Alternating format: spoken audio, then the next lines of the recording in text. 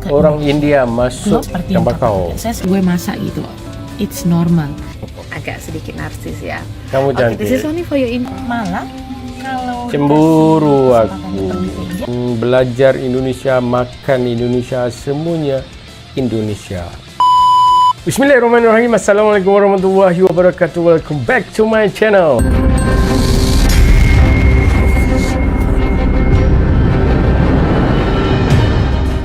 Apa khabar anda semua? Terima kasih kerana telah klik video ini. Selamat datang, selamat bergabung. Jangan lupa untuk tekan butang subscribe, like, komen dan share video ini. Sebelum itu, saya akan mendoakan anda semua sentiasa sihat, dimurahkan rezeki dan dipermudahkan urusan. Amin.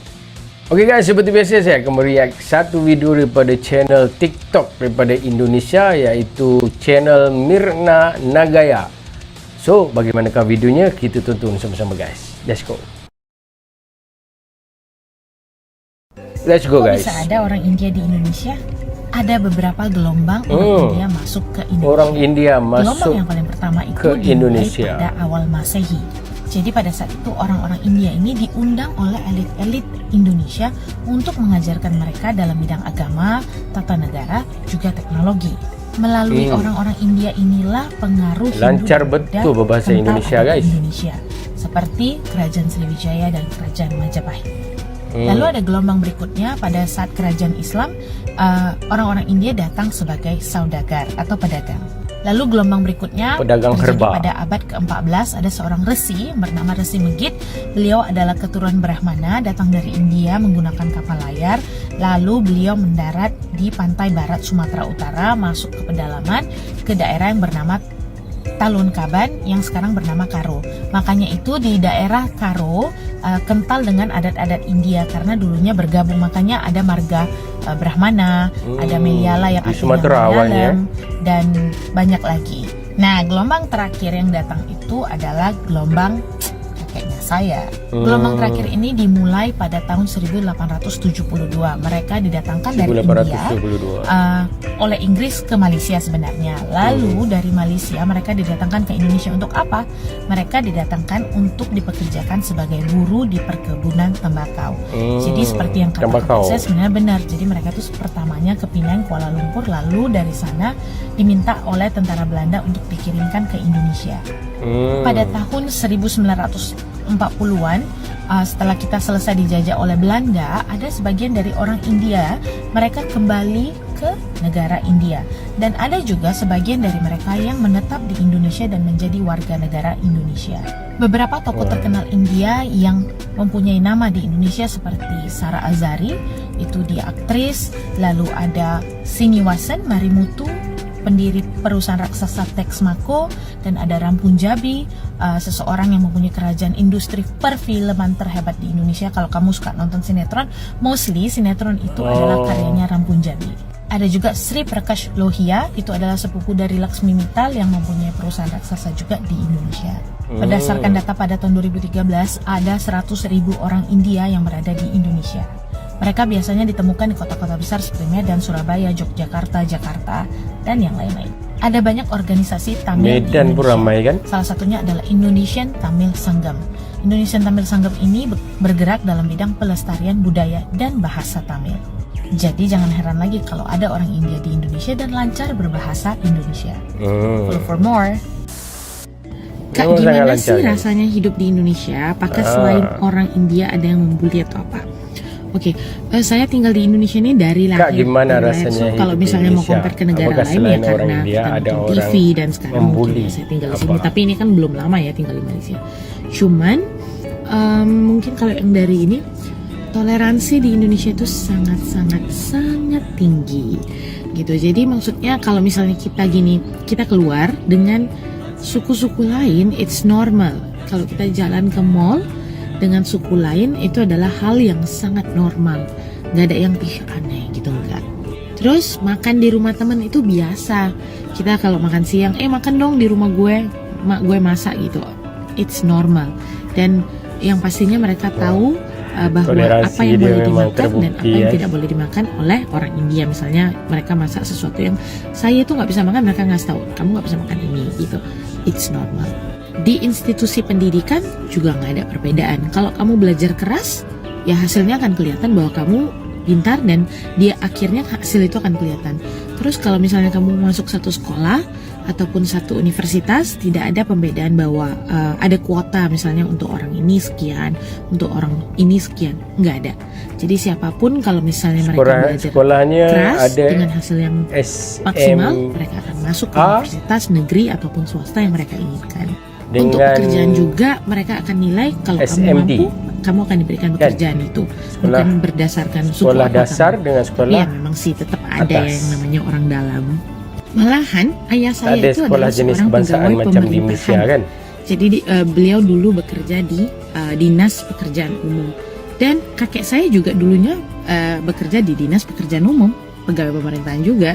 Walaupun Hari Raya Dipawali belum menjadi hari raya umum di Indonesia karena masih kaum minoritas, masih hari raya tentatif, yang artinya bahwa kalau misalnya kamu bekerja di satu perusahaan itu akan memberikan kamu libur sendiri. Tetapi kita tetap merayakannya dengan hikmat dan dengan rasa kebahagiaan, karena semua rakyat, semua teman-teman yang beragama lain dan bersuku lain tetap mendukung. Malahan sebenarnya dari suku-suku lain itu sangat kayak antusias dengan yang namanya adat India. Mungkin apa karena ada peninggalan sejarah India itu besar ya di Indonesia. So as Indian, as suku India, orang Indonesia bersuku India di Indonesia, saya merasa nyaman-nyaman aja dan aman, tentram, karena secara simbol juga kita Bhinneka Tunggal Ika, berbeda-beda tetapi tetap satu jua. This is for your info and follow for more. Thank you. Jadi ada yang tanya tapi nggak tahu India di Malaysia dan komennya. India di Indonesia. Apa bedanya orang India yang ada di Indonesia dengan orang India yang ada di Malaysia? Yang pertama, kita sama-sama nenek moyangnya datang dari India. Yang satu menetap di Malaysia, yang satu menetap di Indonesia. Adat kebudayaannya tetap sama. Kalau dari segi bahasa India, atau misalnya kalau saya ini bahasa Tamil yang ada di Malaysia dengan bahasa Tamil yang ada di Indonesia sebenarnya sama aja.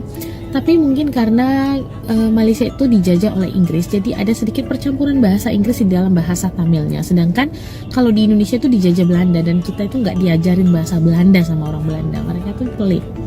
Jadi bahasanya masih pure dengan bahasa Tamil, dan adapun percampurannya mungkin sedikit-sedikit pakai bahasa Indonesia.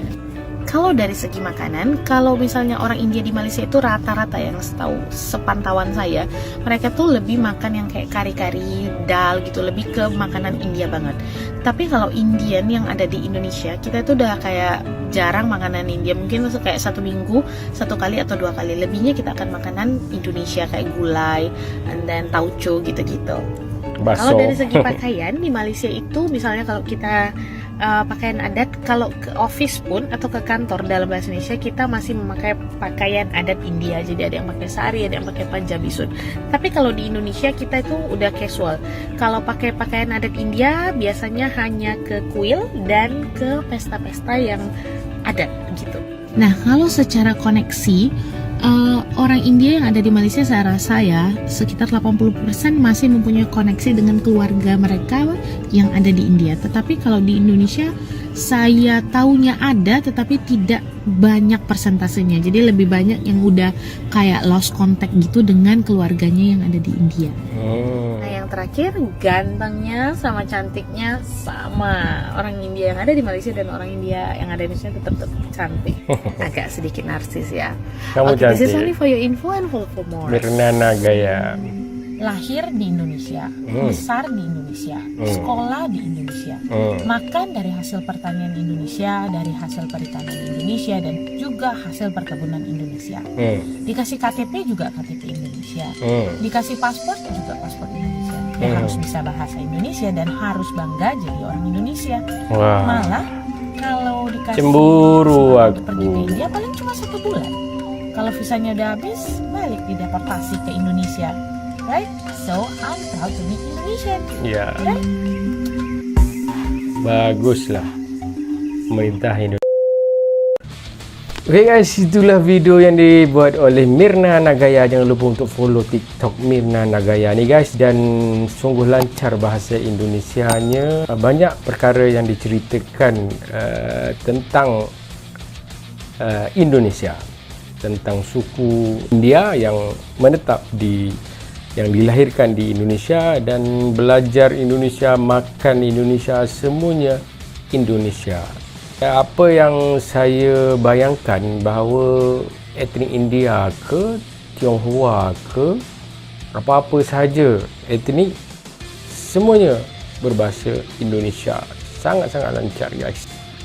Ini mungkin kerana konsep pemerintahan yang dibuat oleh Republik Indonesia tu sangat-sangat menepati ataupun cara yang tepat dalam menentukan satu dasar bagi keamanan, keharmonian dan juga kesamarataan sosial bagi rakyat Indonesia itu sendiri guys. Dan saya rasa macam wah orang India lancar betul bahasa Indonesia, sangat luar biasa.